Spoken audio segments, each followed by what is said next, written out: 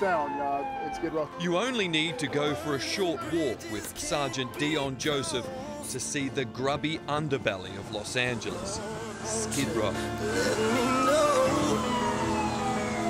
Nicknamed RoboCop, Sergeant Joseph is feared by gangbangers and drug dealers alike.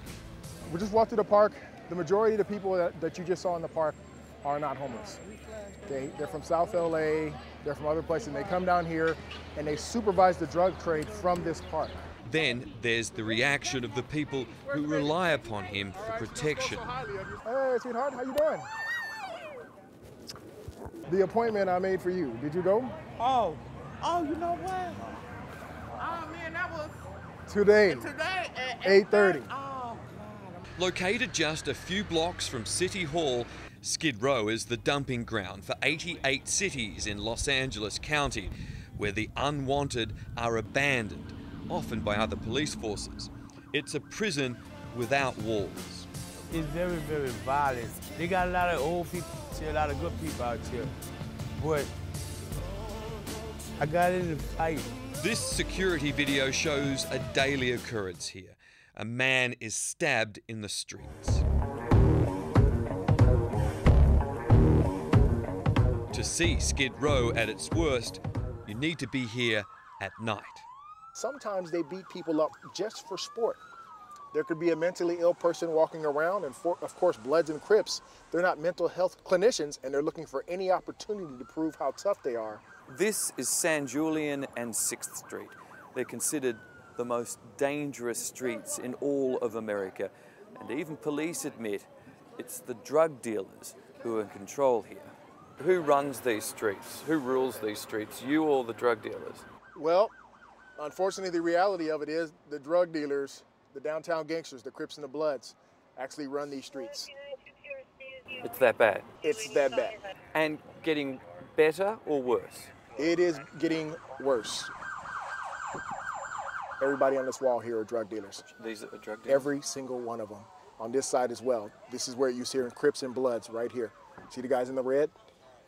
Those are the Bloods. Sergeant Joseph has spent 10 of his 16 years as a police officer working in Skid Row. You want me to call an ambulance for you? You okay? Hey, you're bleeding, dude. What happened, man? But I noticed that you care about these people, right? Absolutely, sir. I do. You just don't give up. You just keep trying. I hate to use that old cliche, if I could just save just one. But the funny thing is, when we're allowed to do our job, we save hundreds. You know?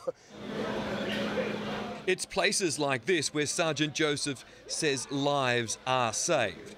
Union Mission is one of 3 on Skid Row.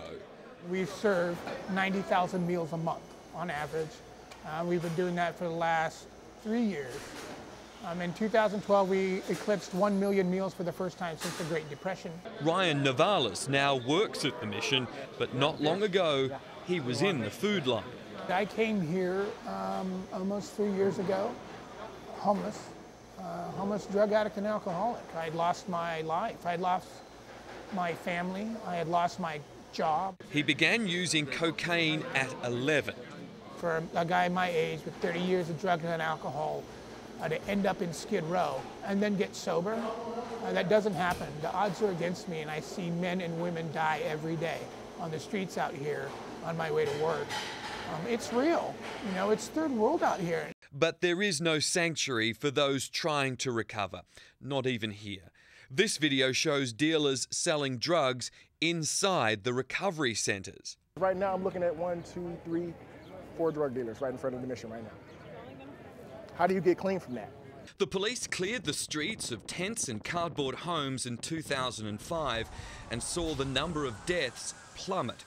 But a court ordered them to stop, and the overdoses rose again to almost 3 a week. Human beings die in the streets, unfortunately, like a puppy, like a stray animal. And they're not stray animals, they're human beings. But they were able to die because they were able to hide amongst filth and garbage and destroy themselves, and we couldn't see them or save them. Ryan Navalis has pulled his life together and is one of the few good stories here. My life was over. Is that a miracle? I don't know. I don't know that I'm a miracle. I know that I was given a chance more than once. That's what keeps Sergeant Joseph going. The greatest victory I've attained from working here whether I win or lose, is that I have the love and respect of the people. I can't leave here. You know, I can't leave here. Neither can many of the people who are forced to call Skid Row home. In Los Angeles, Mike Amor, 7 News.